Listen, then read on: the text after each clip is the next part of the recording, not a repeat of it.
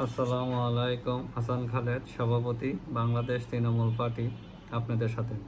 দর্শক শ্রোতা, আজকে আপনাদের সাথে একটা বিষয় শেয়ার করব, সেটা হলো এলডিপির সভাপতি কর্নেল অলি আহমদ বীর বিক্রম, ওনার একটা বক্তব্য নিয়ে।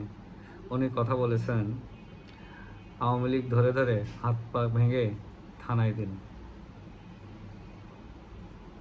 এরকম একটা সিনিয়র, একটা দায়িত্বশীল মানুষ, যিনি আগে মন্ত্রী ছিলেন, এই পার্লামেন্ট মেম্বার ছিলেন, একজন বীর মুক্তিযোদ্ধা, এবং এখন একটা দলের উনি সভাপতি।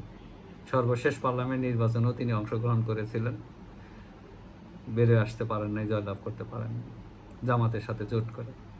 উনি এই কথাটা বলেছেন। আওয়ামী লীগ মানে কি? আওয়ামী লীগ ধরে ধরে মানে কি? আওয়ামী লীগ সমর্থকদেরকে ধরে ধরে, এটাই তো বিষয়। আর আওয়ামী লীগের সমর্থকরা কারা? তারা কি বাংলাদেশের নাগরিক না? আমরা মন চাইলো আর নাগরিকদেরকে ধরে ধরে হাত পা ভেঙে থানায় দিয়ে দিলেন, থানা এটা গ্রহণ করবে? থানা কেন গ্রহণ করবে? আপনি নাগরিকদেরকে হাত পা ভাঙবেন আর থানা দিবেন, থানা গ্রহণ করবে? থানা কেন গ্রহণ করবে? থানা তো আপনাকে ধরবে। আপনি যে হাত পা ভাঙছেন, আপনাকে ধরবে। আপনার তো হাত পা ভাঙার অধিকার নাই। আপনার সে যদি, আওয়ামী লীগের কোনো সমর্থক যদি ফৌজদারি অপরাধ করে থাকে বা কোনো অপরাধ করে থাকে, তাহলে তার বিরুদ্ধে মামলা করতে পারেন। মামলা করবেন, পুলিশ ব্যবস্থা নেবে। আপনি মপ করতে পারেন না তো, তাকে নির্যাতন করতে পারেন না। আপনি যে বলছেন হাত পা ভাঙবে, ভেঙে থানায় দিবে, এই বক্তব্যটাতে তো আছে, ফৌজদারি অপরাধ সংগঠিত হয়েছে। এই বক্তব্যে এই ফৌজদারি অপরাধ সংগঠিত হয়েছে। রাষ্ট্রের উচিত হবে এই কর্নেল অলি আহমদের বিরুদ্ধে ফৌজদারি বিধানে ব্যবস্থা গ্রহণ করা। রাষ্ট্র যদি এগুলো ছেড়ে দেয়, তাহলে আইন শৃঙ্খলার অবস্থা নিয়ন্ত্রণে রাখতে পারবে না, আইন শৃঙ্খলার অবস্থার উন্নতি ঘটাতে পারবে না।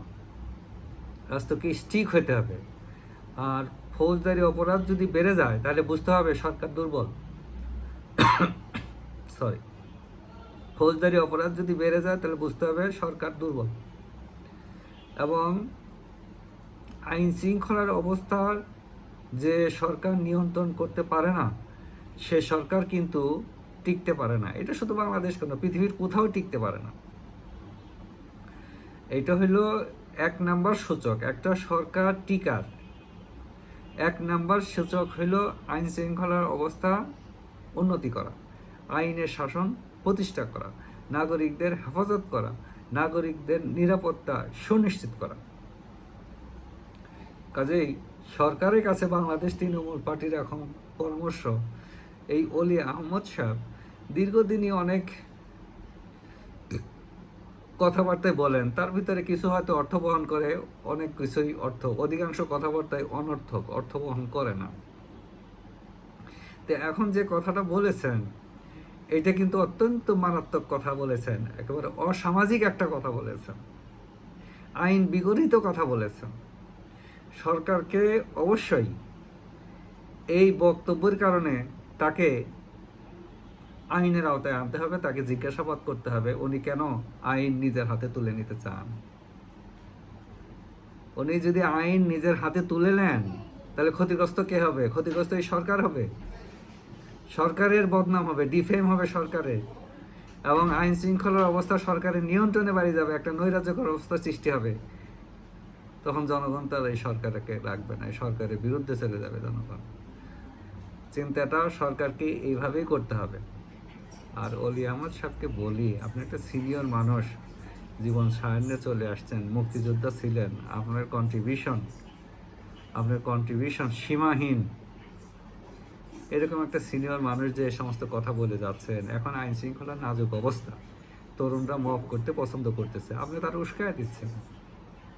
তাহলে কি ভূমিকাটা কি? আপনি একজন সিনিয়র সিটিজেন হিসেবে কি ভূমিকাটা? একটু সংশোধন হন, একটু ধীর স্থির হন, ভালো কিছু কথা জীবনের শেষ মুহূর্তে বলে যান। আর সরকারকে পরামর্শ ওইটাই, এই বক্তাকে আইনের আওতায় নিয়ে আসেন। যে যেখানেই থাকি সুস্থ থাকি, নিরাপদ থাকি। ধন্যবাদ সবাইকে।